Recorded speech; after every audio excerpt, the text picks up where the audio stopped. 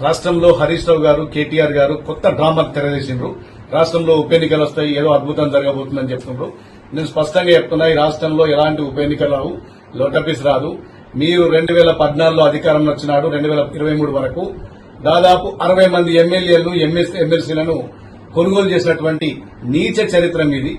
ఆనాడు రానటువంటి ఉప ఎన్నికలు కొత్తగా ఎందుకు వస్తాయి? ఉప ఎన్నికలు ఎట్టి పరిస్థితుల్లో కూడా రావు. మీరు ఆ రోజు కాంగ్రెస్ పార్టీకి చెందినటువంటి ఎమ్మెల్యేలను ఎమ్మెల్సీని, తెలుగుదేశం పార్టీకి చెందినటువంటి ఎమ్మెల్యేలను ఎమ్మెల్సీని, వైఎస్ఆర్ కాంగ్రెస్ పార్టీకి చెందినటువంటి ఎమ్మెల్యేలను ఎంపీలను, అదేవిధంగా బహుజన్ సమాజ్ పార్టీ ఎమ్మెల్యేలు, చివరికి ఎంత నీచులంటే ఎక్కడ కూడా దేశ చరిత్రలో కమ్యూనిస్ట్ పార్టీకి చెందినటువంటి ఎమ్మెల్యేలు పార్టీ ఫిరాయించిన చరిత్ర లేదు. వాళ్ళని కూడా మీరు ప్రలోభ పెట్టి, లొంగ తీసుకుని, బెదిరించి, భయపెట్టి, మీరు ఆ రోజు అక్రమంగా సంపాదించినటువంటి సొమ్ముతోటి, వేల కోట్ల సొమ్ముతోటి ఎమ్మెల్యేల్ని ఏ విధంగా కొనుగోలు చేసిండ్రో తెలంగాణ రాష్ట్రంతో పాటు యావత్ భారతదేశం అంతా చూసింది.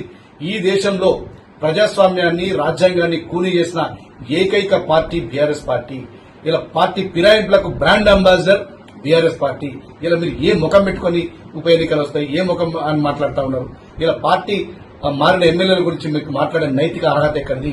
ఫిరాయింపుల గురించి మాట్లాడే నైతిక అర్హత ఎక్కడిది?